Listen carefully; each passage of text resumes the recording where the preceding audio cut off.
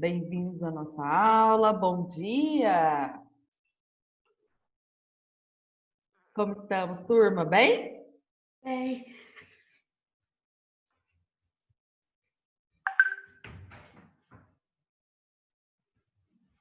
Pessoal, já estou gravando a aula. Quem quiser ir lá no bate-papo já me mandando o nome, pode ir, por favor.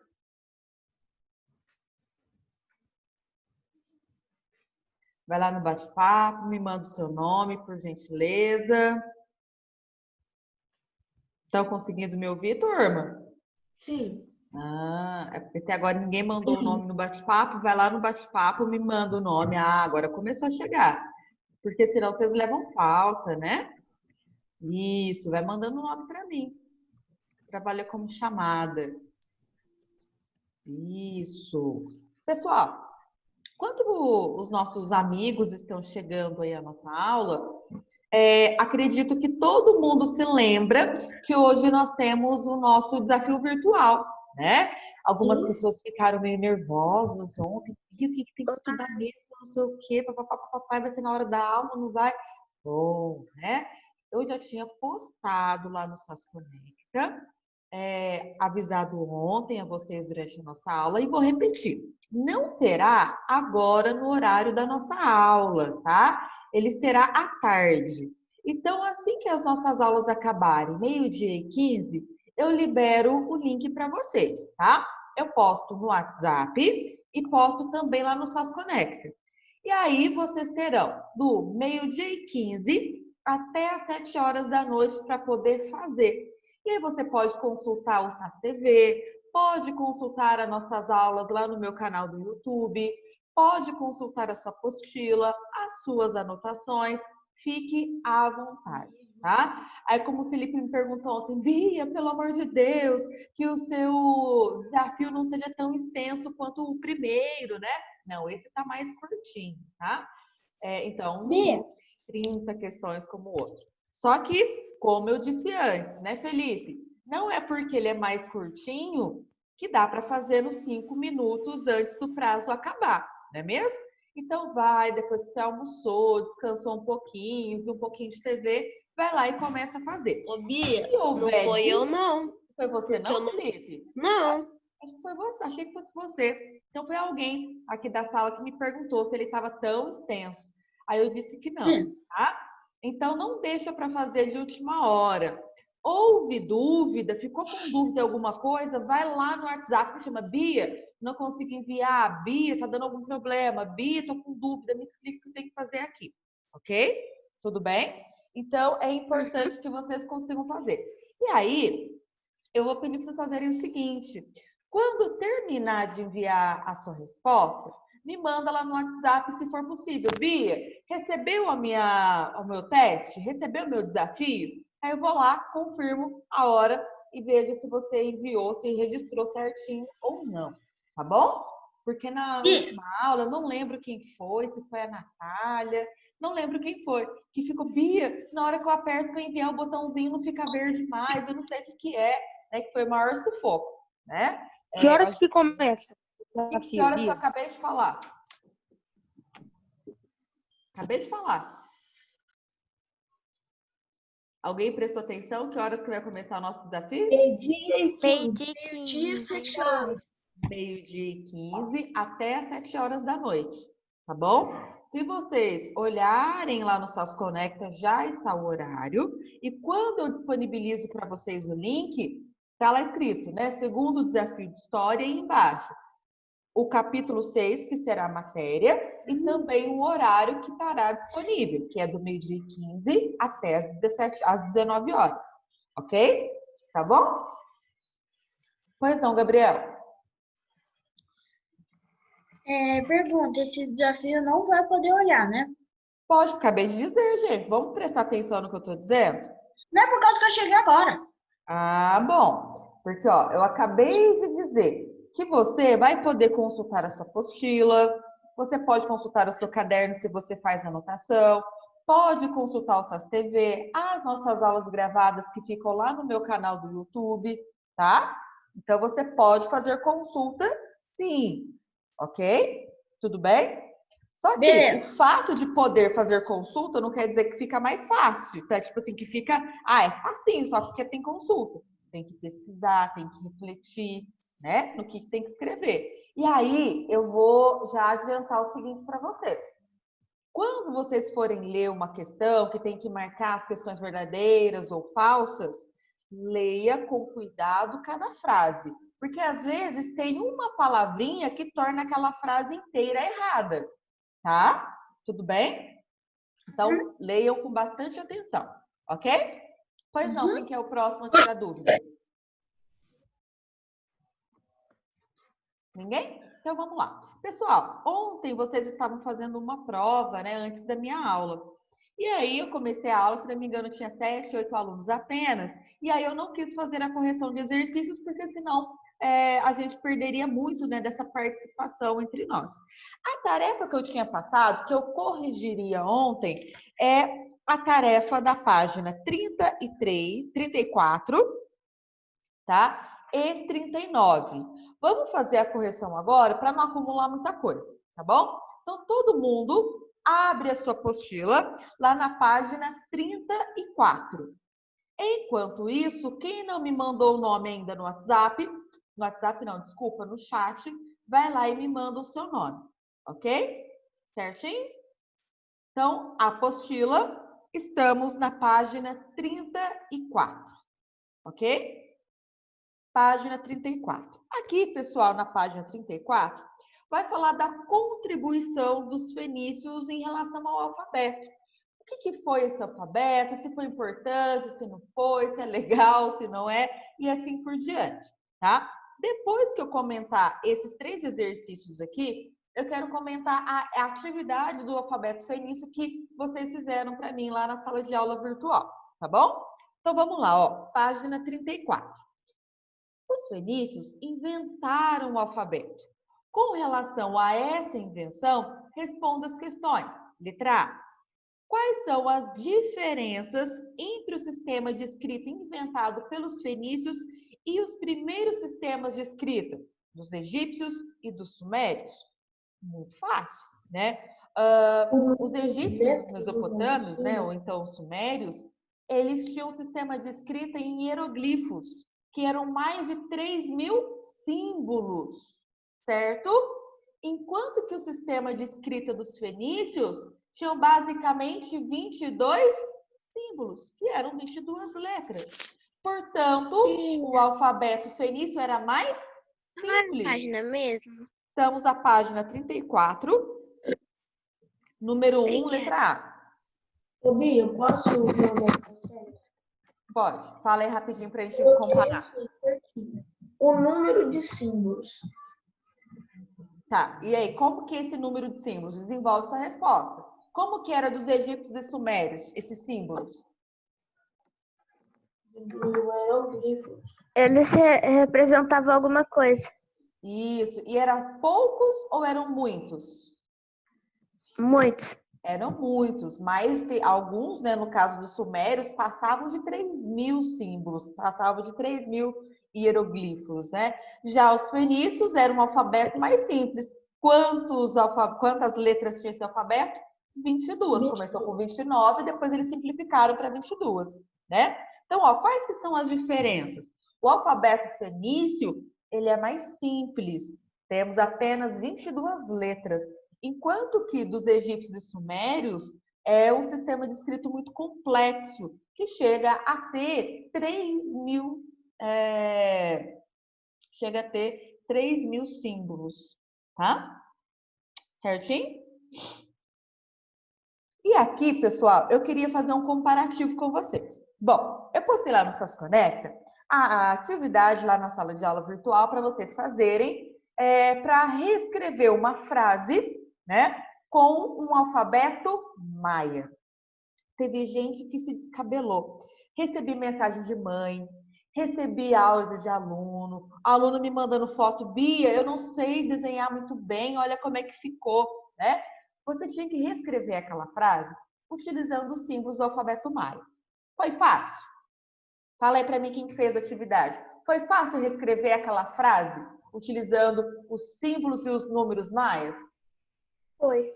Foi fácil? Todo mundo conseguiu de tranquilinho, tinha todas as letras do seu nome, todas as letras que tinham lá na frase. O meu nome não tinha muita letra, então ficou Anil. Então, muita gente não conseguiu escrever a frase inteira porque não tinha todas as letras do seu nome. Outros não tinham muita habilidade para copiar o símbolo, não é mesmo? E aí, o que a gente percebe? O nosso alfabeto, que tem muita contribuição dos fenícios, não é muito mais simples de ser utilizado?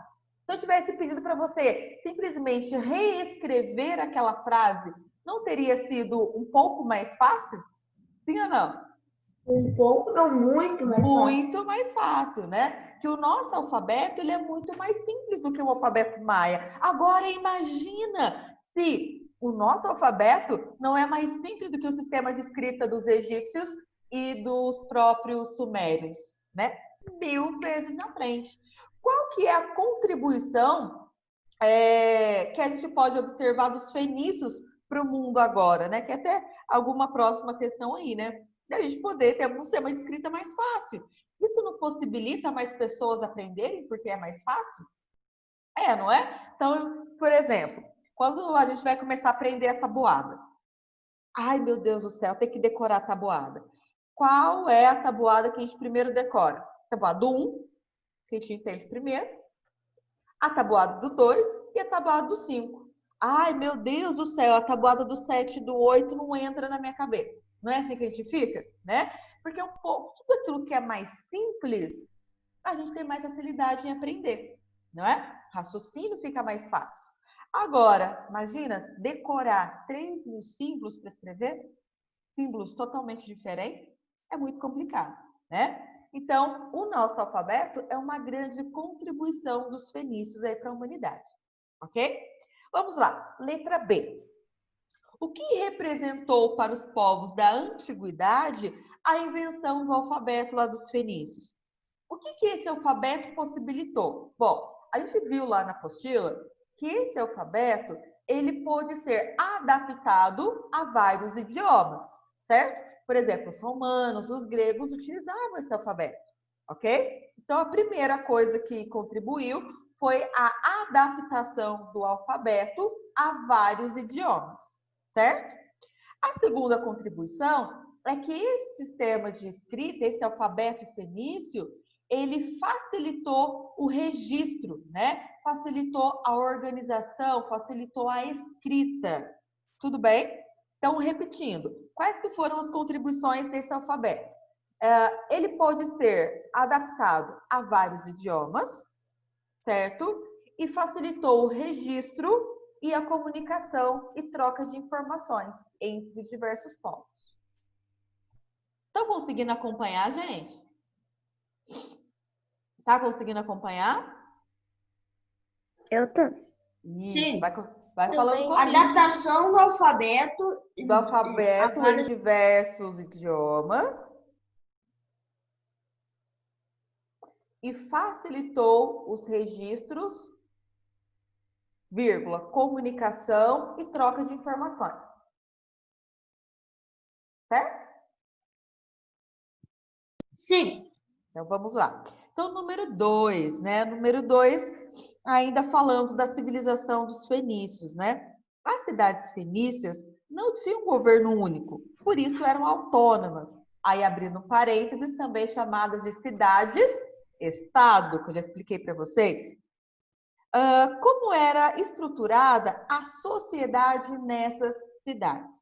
As cidades fenícias, né? Elas não formavam um império, ou seja, não tinha um único governante que ia comandar elas todas.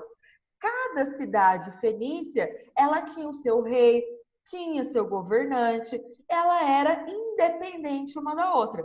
Então, por isso a gente diz que ela era uma cidade-estado. Mas, apesar delas serem independentes, todas elas tinham aí basicamente a mesma organização social, né? Então, como que era organizada? Quais eram os estratos sociais na sociedade fenícia, dentro das cidades-estado? Fala, quem quis comentar a resposta. Deixa eu ver se acertou. As cidades fenícias eram governadas por nomarcas. com o auxílio de uma aristocracia influente formada por comerciantes e donos de terra.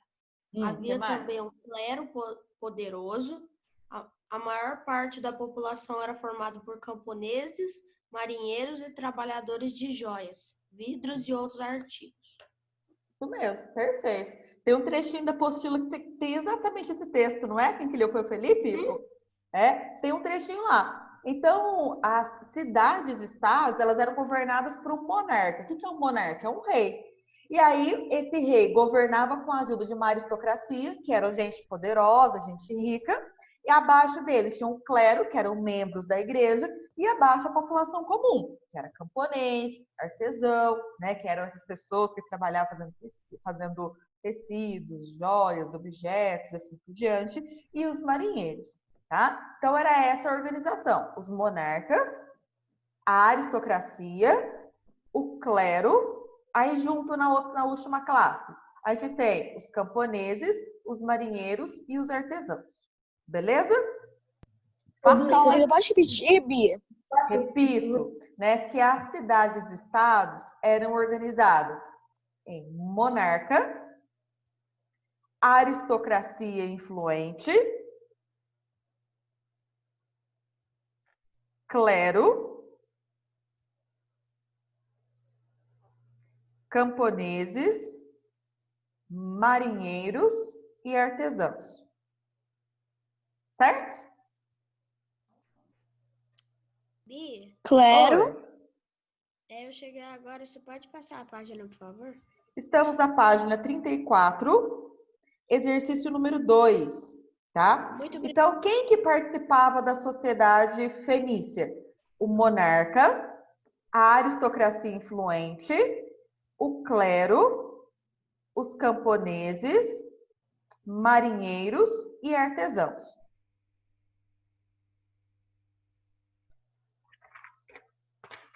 Bia, depois do monarca, o que você falou? Aristocracia. Ah, tá. Aristocracia, clero, camponeses, artesãos e marinheiros.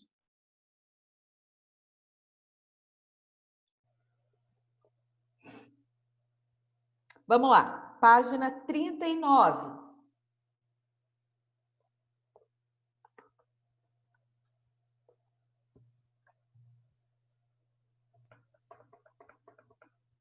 Página 39. Podemos ir? Sim. Então vamos. A página 39 vai misturar duas coisas, né? Vai misturar algumas coisas sobre os fenícios e a maioria das questões fala sobre a civilização persa, né? A formação dos persas e do Império Persa, ok? Então vamos lá. Questão número 1. As permanências históricas estão presentes em vários aspectos do nosso cotidiano. Cite algumas contribuições dos fenícios e dos persas que ainda influenciam o modo como a sociedade se organiza. Bom, vamos por partes. Alguém consegue me citar pelo menos uma contribuição dos fenícios que nós utilizamos até o dia de hoje? Que a gente pode dizer que é uma permanência? O alfabeto. Perfeito, é uma contribuição. Vocês podem colocar assim, ó, fenícios, 2 pontos, o alfabeto. Tem mais uma coisa. O que Ele os fenícios conseguiu eram manter a muito paz no bons? Império. O que os fenícios eram excelentes? Alguém lembra? Que eles eram muito bons, que eles começaram a conquistar várias colônias. Alguém lembra? Comercializar. Aonde? Comercializar. Aonde, Miguel? Pelo mar. Isso. Então, o comércio Gringo. marítimo. Certo? A questão número 1. Tá? Então, os fenícios contribuíram muito para a nossa civilização até os dias de hoje com o alfabeto e pelo comércio marítimo. Por exemplo, pessoal, muito do que o Brasil produz é vendido para o resto do mundo. Como que a gente transporta essas mercadorias para o resto do mundo? Através de navios. Quem que começou a ter muito sucesso, aprimorar a navegação que a gente tinha domínio? Os fenícios, tá? Então, os fenícios tiveram essas duas importantes contribuições. O alfabeto e também o comércio marítimo, certo? Só que a questão número 1 pede para falar só dos fenícios? Não. Pede para falar também das contribuições dos persas. Então, coloca ponto final, na linha de baixo coloca persas. Alguém lembra de alguma coisa que os persas contribuíram que a gente utiliza até os dias de hoje? A borracha? Não. Foi até Dário que fez essas duas contribuições dos persas. Impôs. O que o Dário Pirâmide? fez? Não é pirâmide. Ah, não. Peça não tem nada a ver com pirâmide. Eu tô falando Moeda de... de troca? Moeda de troca? Exato. Estou procurando aqui. Eles que criaram a moeda. Não foram eles que criaram, eles utilizaram e popularizaram, né? Então, se hoje, por exemplo, aqui uma moedinha de 1 centavo, tá? Que eu tenho. Então, por exemplo, se hoje eu quero ir ao supermercado comprar alguma coisa e utilizo dinheiro para comprar essa coisa, quem que começou a utilizar e tornou regra para o seu império que deve ser utilizada moeda para adquirir mercadorias? Dário, tá? Então, os persas, a primeira contribuição que a gente vai dizer que nós utilizamos até os dias de hoje é o uso da moeda. Tudo bem? Sabia que eu pesquisei que a moeda lá era muito difícil de fazer. Mas esse é 3, qual que é essa? Tudo muito do mesmo formato, porque eles pegaram uma taxa de metal, pegavam uma marreta e achatavam aquilo até ficar uma moeda. Então não eram todas do mesmo formato. Exato. Tá? Então nós estamos ainda na questão número 1. Tá? A questão número 1 tem duas coisas para a gente responder. As contribuições dos fenícios e dos persas. Do fenícios, a gente já terminou, agora tem dos persas. Bom, a primeira contribuição dos persas que a gente já falou, o uso da moeda. Tudo bem? Alguém consegue lembrar qual que foi a segunda contribuição dos persas que facilitou o comércio ou não? Comércio marítimo que você falou? Comércio marítimo dos fenícios. Dos fenícios. Ah, Qual tá. outra contribuição dos persas? Ninguém lembra? Agora você me apertou sem me abraçar, né, Bia? Então é o seguinte, a outra contribuição, que foi até o Dário que impôs no seu império, foi o seguinte, houve uma padronização de pesos e medidas, tá? Anota isso daí para eu explicar o que é padronização de peso e medida, tá? Então, os persas contribuíram com o uso da moeda e padronização de pesos e medidas. Padronização de pesos e medidas. Tá bom? Pronto. Então, vamos lá. O que é essa padronização de peso e medida? Imagina que é o seguinte, você vai até a padaria e fala assim para a pessoa que está lá na área de frios da padaria. Minha mãe mandou eu pedir 200 gramas de mussarela, certo? Aí, de repente, vem a pessoa com um tantão de mussarela assim, ó. Que Se isso, você botar né? na balança hoje, você vai ver que a pessoa picou ali para você meio quilo de mussarela. Mas para ela, naquela padaria, aquilo ali é igual a 200 gramas. Aí você vai no outro dia, em outra padaria, aí você fala, eu quero também 200 gramas de mussarela. Aí, de repente, naquela padaria, a pessoa coloca isso daqui para você, ó. É a mesma coisa? Não, aí eu ia na antiga Só que o padaria. nome é a mesma coisa, 200 gramas e 200 gramas. Só que cada um achava que 200 gramas era uma coisa. Então, o que o Dário fez? 200 gramas não é isso e também não é isso. 200 gramas é isso daqui, certo? Então, dentro do reino inteiro, 200 gramas é isso daqui, certo? Meu pai praticamente Se você vai, por exemplo, no supermercado e vai comprar uma latinha de Coca-Cola, tá? Aí você vai, vamos pensar, no supermercado de São Paulo, você vai pagar R$2 na latinha de Coca-Cola, beleza? Você vai lá, chega, consegue tomar a latinha de Coca-Cola. Na praia você paga 16 reais. Mas, gente, peraí, deixa eu terminar de contar, de explicar. Aí, de repente, você vai no outro supermercado, no Unisul, por exemplo, aí você percebe que a mesma latinha de Coca-Cola vale R$ 2.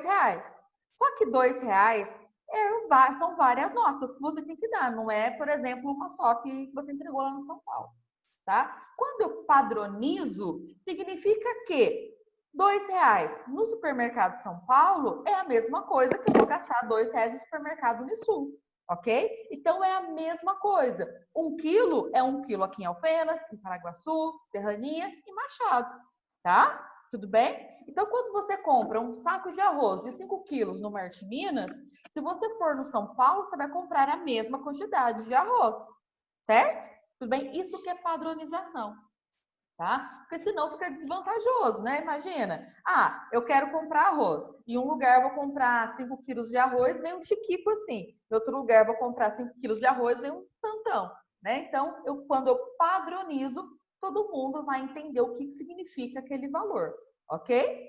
R$ 1 aqui em Alfenas também vale R$ 1 em Paraguaçu, em Fama, em Varginha, tá? Isso é uma padronização, beleza? Torna uma coisa só. Então, os persas contribuíram com essas duas coisas, que a gente utiliza até os dias de hoje, né? Então, se, por exemplo, eu perguntar para vocês, qual que é o seu peso? Eu peso 45 quilos. Então eu já sei o que são 45 quilos, porque em qualquer canto do mundo, 45 quilos é a mesma coisa, entendeu? Beleza. Vamos para o número 2, tá?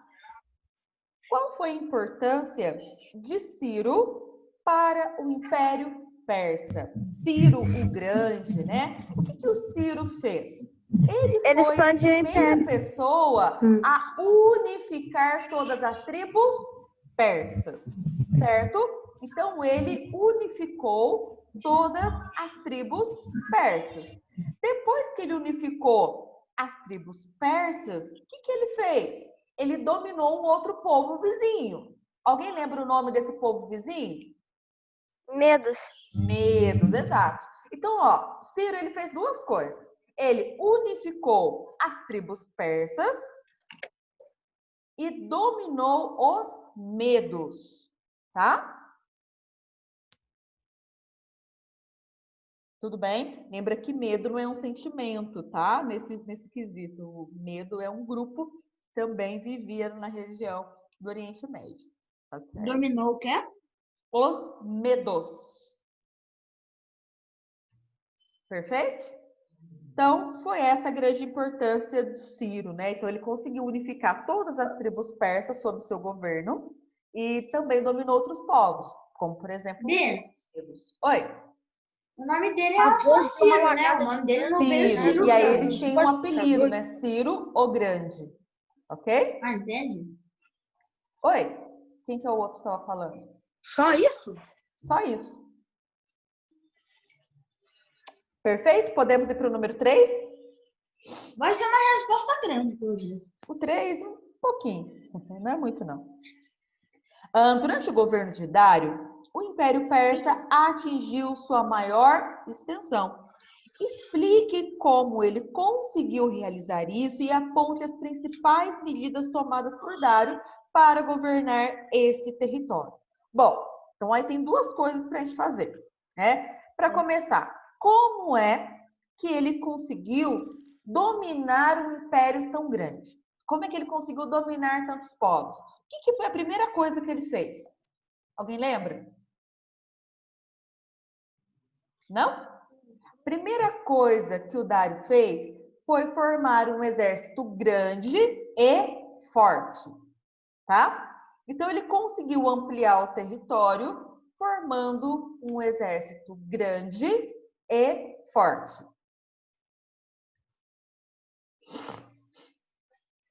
Repete, por favor, Bia. Para dominar territórios, ele formou um exército grande e forte. Essa é na 2 ou na 3? No número 3. Para dominar territórios, ele formou um exército grande e forte. Calma aí, então, que eu fiz errado aqui. Rapidinho, deixa eu pagar. Tô esperando. Ele o quê? formou um exército grande e forte. Isso. Qual que é a primeira parte mesmo? Para o quê? Para dominar territórios, ele formou um exército grande e forte. Para dominar territórios.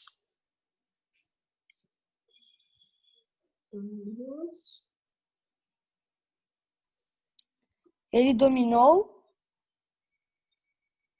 Para dominar territórios, ele formou um exército Ele formou. grande e forte. Ok? Um exército, calma aí. Grande e forte. Bia, eu posso falar o meu? Fala. Essa parte? Dário tinha um império muito forte, permitindo com que ele dominasse, com que ele domine. Eu esqueci. Você não escreveu? Lembra que você escreveu. Então, mas eu escrevi errado aqui. Ah, entendi. Tá bom. Então vamos lá, ó. Continuando para ver se a gente termina essa parte aqui pelo menos, tá? Então ele criou um exército grande e forte para dominar territórios. Quando ele cria isso, o que que ele faz? Ele espalha, né, mais de 100 mil homens por todo o império, tá? Então, ó, ele formou um exército grande e forte e espalhou mais de 100 mil militares pelo império, tá? Então, espalhou mais de 100 mil militares pelo império. Tudo bem? Pessoal, para que ele quis espalhar militar por todo o império? Alguém lembra que eu expliquei? Não era para proteção, né? Exato, para proteção, para evitar que invasores conseguissem entrar no império, né? Perfeito, tá? Então, espalhou 100 mil militares pelo império. Perfeito? Então, a primeira parte da questão número 3 a gente respondeu, tá? E aí, então isso explica como que ele fez para dominar um território muito grande. E aí, como que ele fez para conseguir governar? Bom, aí você coloca ponto final. Então, Dário garantiu a governabilidade, né? Fazendo o quê? Então, a primeira coisa, o que ele fez? Bia, Oi. poderia voltar uma segunda? A segunda parte, repito. Então, Dário, para garantir a governabilidade,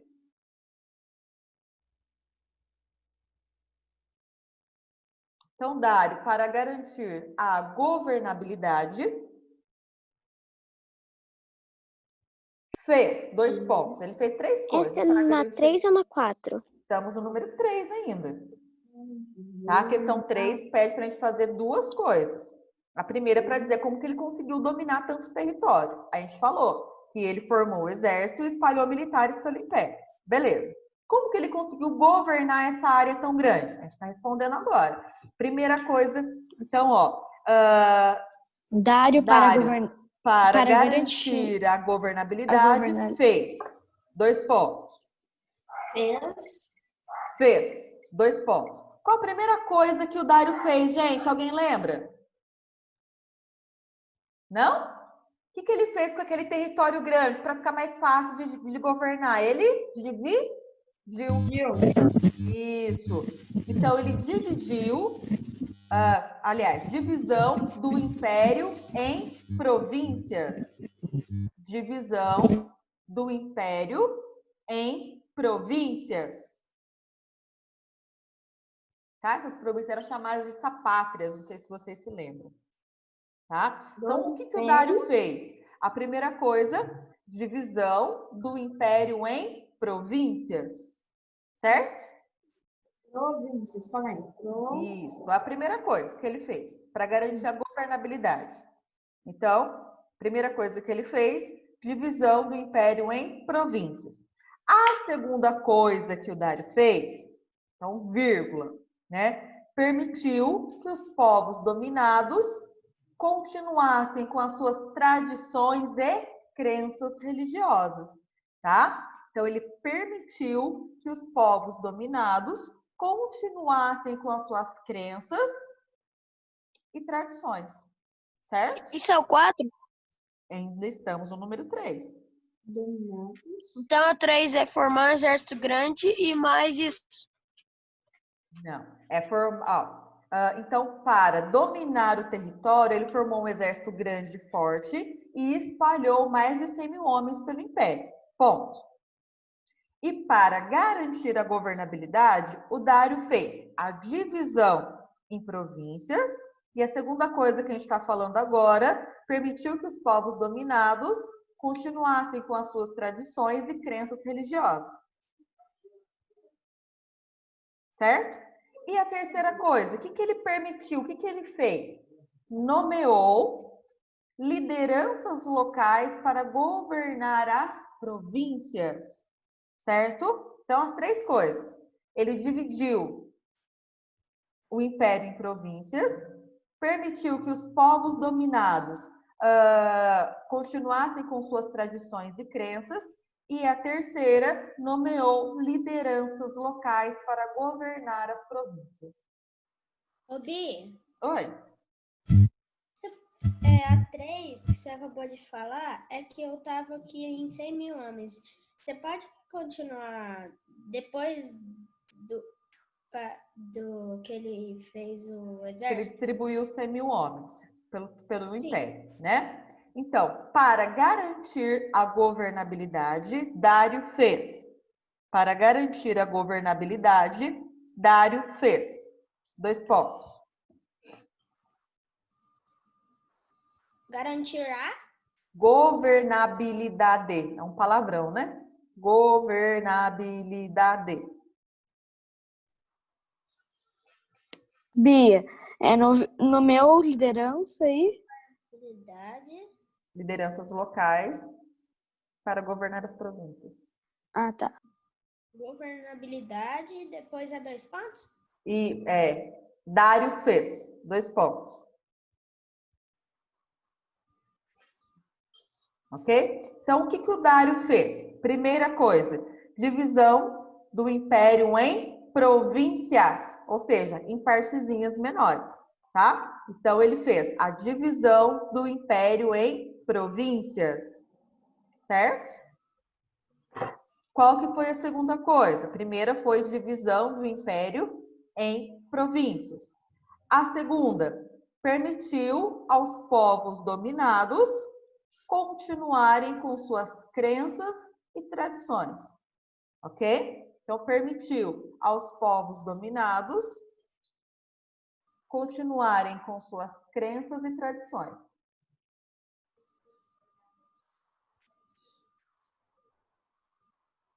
Então, permitiu aos povos dominados continuarem com suas crenças e tradições. E a última coisa que ele fez foi nomear lideranças locais para governar as províncias. Nomear? Essa aí você pode... Nomear lideranças locais para governar as províncias. Certo? Uhum.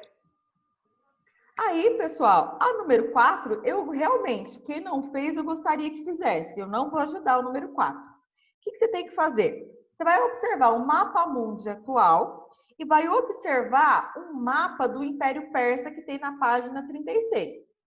E aí, comparando o mapa mundi atual com aquele mapa da página 36 do Império Persa, citar países atuais de onde era o Império Persa.